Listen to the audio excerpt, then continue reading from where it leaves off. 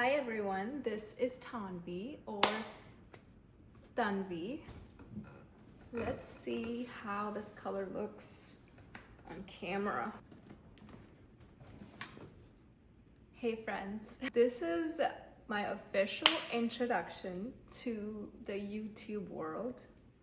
My name is Tanvi and I go by Tanvi in the US, which some people might judge me for it, but I actually love the sound of Tanvi. So I always tell people the way my name is originally pronounced is Tanvi, but you can totally call me Tanvi. Like, it kind of suits my personality better, but that's just my take on it. So Tanvi, you can call me anything. And if you're watching this, then I can't believe I'm saying this, but welcome to my YouTube channel. I don't really know where it's gonna go from here, but I just wanna do this for my future self.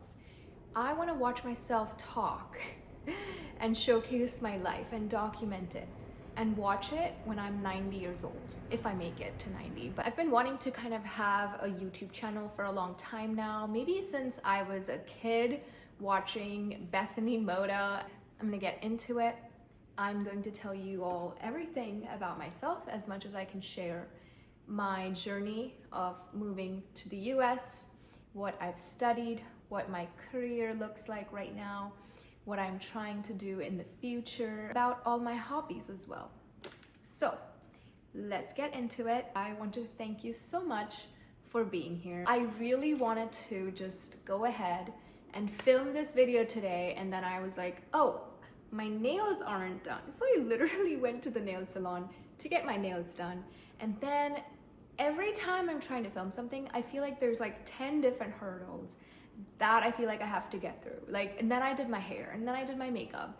And today I have my second cup of coffee here, almost done with it. I'm super caffeinated right now, and I have my laptop with some points and notes that I'm planning to cover. I am a hybrid athlete. I don't really know if I want to call myself an athlete, although ChatGPT says that I'm an athlete, okay? Based on what I do. 2025, I've been running a lot of races, so kind of competitive there. And I do run for fun, but I also focus on my paces, at least for now. I did my first High Rocks back in April, and I'm currently also training for my second High Rocks, which is in October in Atlanta. I do like a hybrid style of workouts. My content and my niche is heavily focused on fitness, just because it consumes like 80% of my brain and my life, and I'm just super passionate about it. It's like my majority of my hobbies are around fitness. My career, I'm a sustainability consultant based in Atlanta, and I work in the built environment industry. If you don't know exactly what that means, I do sustainability consulting for architects that work on building a building, and I consult them on LEED certifications, which stands for Leadership in Energy and Environmental Design. That is like the majority of what I consult on. A lot of my TikTok audience wants to know more about my career, and I get a lot of questions. I actually got a lot of connections on LinkedIn of people saying, hey, I saw your TikTok on your job, sustainability consultant. I would love to connect with you and find out how you got there. And I've gotten so many of those messages that at this point, I'm like, should I just make my niche about that? I am not used to talking so much. I'm out of breath. I live with my partner and our two pets. Our dog's name is Mac, and our cat's name is Arya, and my partner's name, if you follow me on Instagram, you might already know, his name is Daily. I am originally from India. Grew up in a big city in India called Bombay, or Mumbai as they say it. I like to say Mumbai, in Goregaon, if you know where that is, in a Marathi family, and had an excellent upbringing. My parents are the sweetest, cutest people in the whole world, and they've always put me and my sister first. I played young Latika, or middle Latika, in the movie Slumdog Millionaire, and I landed the role because my uncle one day just came into my room, and he was a model coordinator. What they do is they pick models or actors that they know might fit a role, and they send them to the auditions, and they kind of connect the movie people and the actors. So my uncle probably thought I fit this role, and he came to me in my room and he said, hey, do you want to try auditioning? And I got super excited because I was about 11 years old. I went for the auditions. I auditioned about 4 to 5 times. Every time they would be like, oh, thank you for coming. And I thought, okay, I probably didn't get the role. But yeah, the auditions went on for about quite a few months. I would say 3 to 4 months. And eventually I got the role and I ended up being in the movie. And no one, while we were filming the movie, knew that this movie was going to be going to the Oscars. So we're finishing the movie, we filmed it, we went back to our normal lives. I went to school, back to school for a whole year, and we're like, oh, what happened to the movie? A year later, we actually heard that the movie got released in the US or the UK, I think, in the West somewhere, because it was a Hollywood movie directed by a UK director. It got released in the West, and we're hearing in India that this movie is nominated for some of the biggest awards ever. It won several Golden Globe awards, and then eventually we heard that the movie's gotten nominated for the Oscars. And we were all like shocked. The movie hadn't even released in India yet. So we're like, what is going on? And everything, I feel like, happened so quickly. I was also, 12 years old, so my memory is kind of faded. My parents might be able to tell you all much more in detail about all of these things. But yeah, I just remember everything happening super quickly. And the next thing we know, the movie is releasing in India, and they've invited us all for the premiere, and all of the biggest Bollywood actors are at this premiere. And I'm like, wait, like, what is going on right now? Like, I didn't even think that this movie was gonna be anything at all. But all of a sudden, it's not me who wants to meet all these big Bollywood actors, but it's them wanting to meet all of us little kids. And yeah, it just seemed extremely surreal. They asked us if we wanted to go to the Oscars, and we got to take a +1 with us. So I went with my dad, and the Oscars was obviously another once in a lifetime most memorable experience of my life. Like, picked us up in a limousine.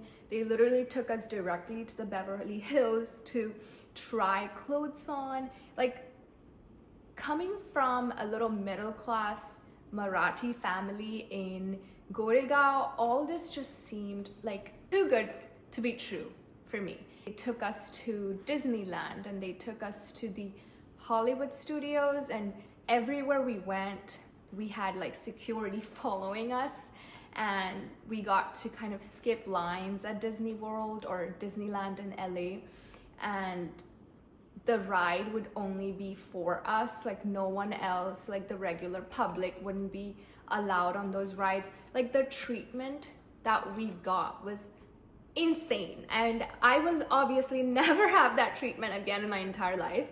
But just to like experience what it is to be a star for that brief moment of time was amazing.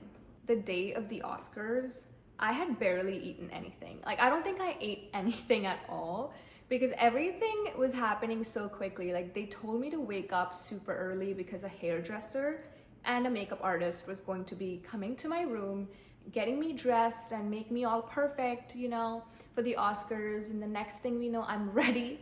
And I'm just saying that because, like, this is me trying to remember everything at the age of 12. Like, my memory is already kind of like, faded. They picked us up again in a limousine, took us to the Oscars. We're on the red carpet, and now I'm like seeing all these Hollywood stars.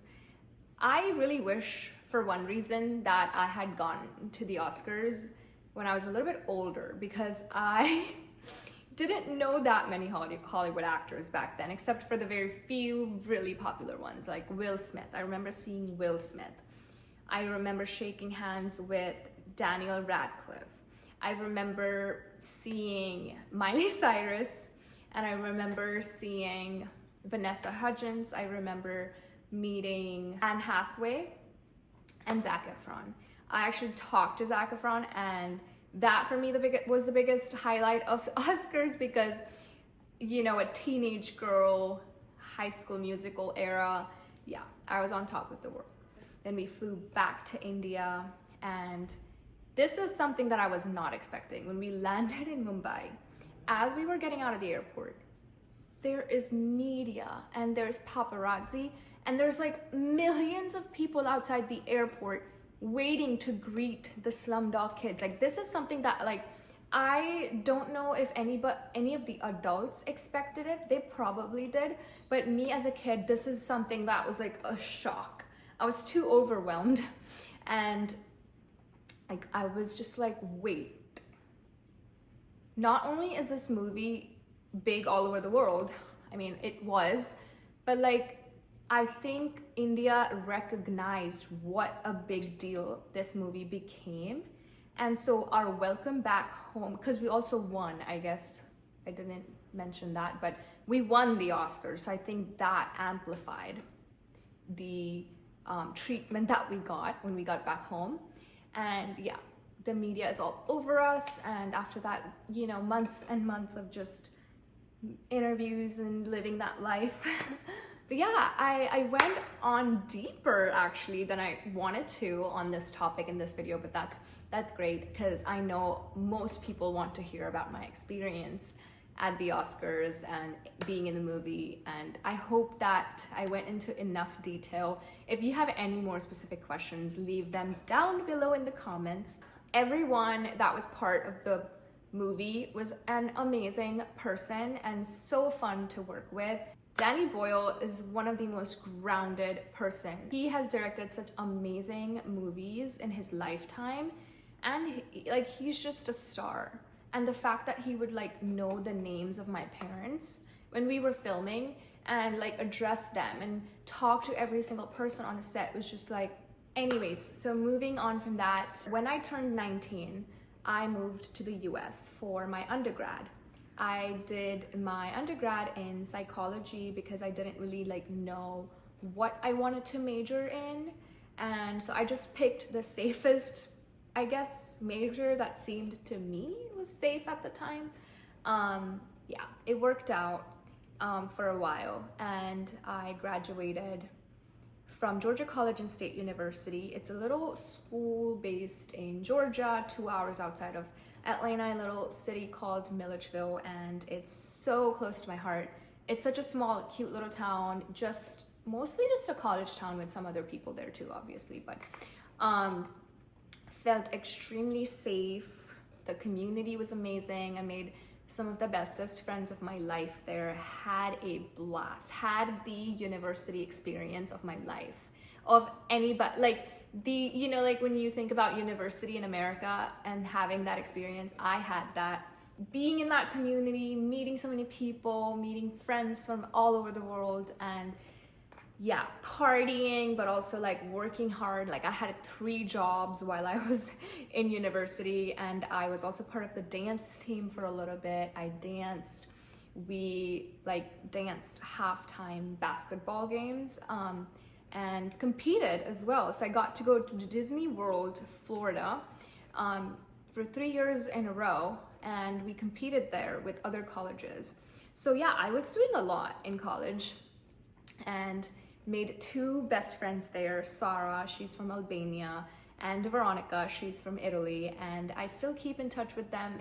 Although, you know, life happens, they aren't in Atlanta anymore, and they both kind of live far from me. But I know that I made those friends that will be lasting me for a lifetime. After graduating from Georgia College, I moved to Atlanta because I got a job here at a law firm. By the time I like finished my 4th year, like, I knew that I didn't want to continue in psychology. So I wasn't necessarily like looking at jobs in counseling or in hospitals necessarily related to psychology, because if you wanted to pursue psychology in order to become a counselor, you need to go back to school for your master's to do clinical psychology. That just seemed like the path that I didn't want to go forward with, honestly speaking. So I just kind of, for the time being, said yes to a job at a law firm. And I worked there for 2 years. I kind of got the experience of working in law in the US, and honestly, great experience. Like I kind of got to see what hard work looks like outside of college, because you know, like when you're in college, life is extremely sheltered and you don't really see how the real world is. So I got to see the 9-to-5 world, the grind and of a regular person for 2 years, and I still kind of am living that, but this was prior to COVID. So you had to go into the office Monday through Friday, 9 to 5, and do that every single day. And I remember like the second day that I went to work at my law firm, I was asking my mom, I was like, is this it? Like, is this what I'm gonna have to do like every day? And I kind of felt in that moment for my parents who have been working a 9-to-5 job all their lives. And I was like, wow, this is how people live. You know, like you wake up, you work from 9 to 5, or sometimes, and then by the time you get home, it's like 6 or 7. You eat dinner, you do whatever you want for a little bit, you go to bed, and then you do that again. And like before COVID, you had to like even make the effort to go into the office. So that was a whole added layer as well. So while I was working at the law firm, I was there for 2 years, I kind of started becoming really passionate about sustainability. I saw a random video on the internet, rivers just being flooded with plastic. And I don't know why, but I hadn't seen that before. Or my mind just wasn't like open to seeing that maybe. And in that moment, something really happened with me. I think it was just such an eye-opening thing that I saw. And I was like, wait. And then I found out, which also, don't ask me why, I didn't know before then, that plastic stays in this planet forever, pretty much. And that's what stuck with me. It's that the humans are producing plastic at such a faster rate. Like everything you see around you is pretty much plastic. And this substance is used by the 8 billion people on this planet, pretty much. And it's never gonna be degraded. Like it's always gonna stay on this planet. And I know that sounds so horrible, but yeah, that's what really got to me in 2018 or 2019. Yeah. And I decided, you know, I was still pretty young. So it riled up that like activism energy in me. And I started kind of like showing activism for the planet through my social media. And that's when I really started like consistently posting on social media. And I think I started with a niche of sustainability and kind of showing how I'm living a plastic-free lifestyle, because yes, I did try living like that for a couple of years. And then COVID happened, and then things completely changed and stopped, and I'll get there in a little bit. But yeah, I decided that I was going to completely cut out plastic. I started using a bamboo toothbrush, a bamboo comb, anything bamboo you can think of. Like even the natural deodorants, like everything I could cut off, I was cutting off. I was taking my coffee cup, you know, my reusable coffee cup to coffee shops, and I was like asking them to refill those cups. I was even to-go containers. Like I was taking my own to-go container to a restaurant and then filling that up to take back home. So yeah, I was doing all the crazy stuff. I was bamboo toilet paper as well. Yeah, I was doing all of that. But then I was doing that actually quite consistently and sharing about that lifestyle that I had on social media. And then COVID happened. And things just changed so much in COVID, and I don't even need to explain. You couldn't take a reusable cup to a coffee shop anymore and ask them to touch that and fill that up. You couldn't do that with your water bottle. You couldn't, everything became kind of, you had to reuse, you had to use like disposable stuff quite a lot in COVID. And so I was like, okay, I didn't really have a choice in quite a lot of things. And honestly speaking, even like right before COVID hit, I had a chat with a friend of mine who's also really passionate about sustainability. And she kind of put in my brain, she said, well, how long do you think this lifestyle is sustainable for you? Because we need to be holding companies accountable to make these changes rather than making an individual person feel bad for using a plastic toothbrush, if that makes sense. And I was like, yeah, you're totally right. Like, you can't make every single person change their products.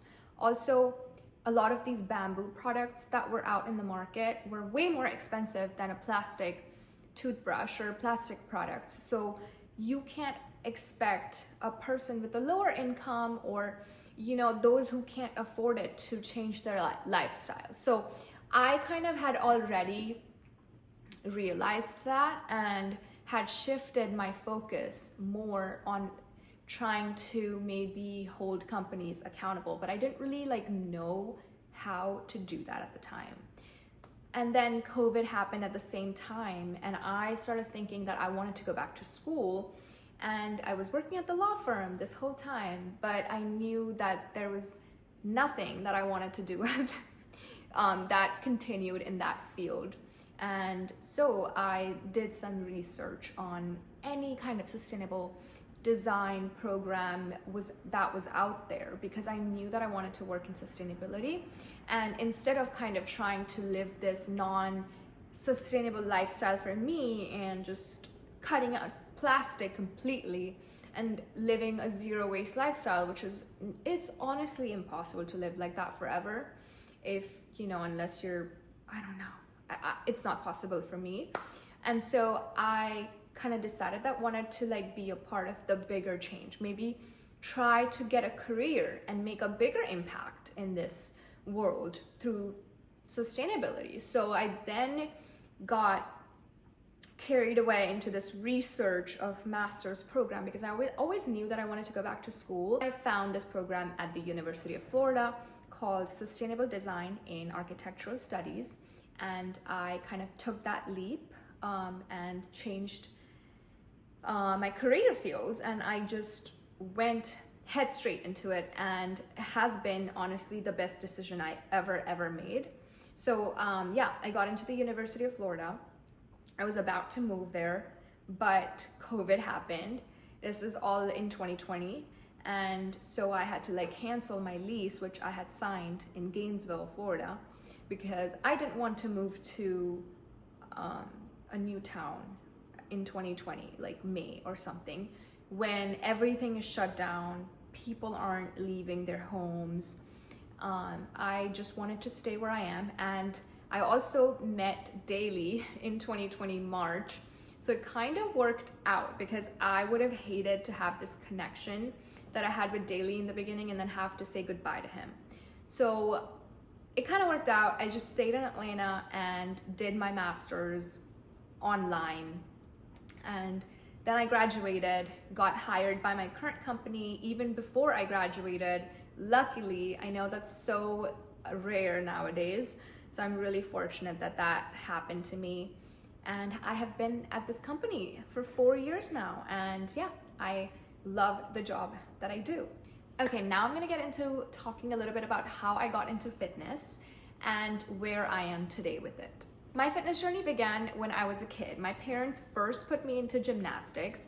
I was doing gymnastics for about maybe 2 or 3 years of my life. And then they put me into dancing, which was my hobby growing up. And I was good at it. I still kind of keep up with it, but yeah, dancing has always been my first love as a hobby. So I danced pretty much all my life, and I think that's what kind of kept me in touch with my fitness. But then it wasn't until college that one of my friends, Daphne, actually introduced me to the gym. And she's a beast. Like, she was working out. She knew how to work out. She knew what to do in the gym. I didn't really know much about like what goes on in the gym and like all the sets to do and stuff like that, you know? I was just like for a while going to the gym and just doing cardio and didn't really know what to do. So she and I became friends in a German class, and she just kind of started taking me along with her. She would pick me up every day and we would go to the gym. And she taught me. She was basically my personal trainer for a while. Like, I didn't have to plan my workouts. She did all the planning, and that was like one of the best things. That was the first great thing that happened to me in terms of fitness. So thank you, Daphne. I love you so much. You changed my life, genuinely speaking. So she kind of instilled that into me and then taught me all of the workouts. And then eventually I started learning them and doing my own research and just started becoming consistent because of that at a very young age. And then in 2021, I started living with Christina. She was just a roommate that I found on Facebook. Today, she is one of my best friends, actually. So we lived together for a year, and she was a CrossFit coach. And she kind of was seeing that I'm really into fitness and going to the gym regularly. And she was like, why don't you try a CrossFit class with me?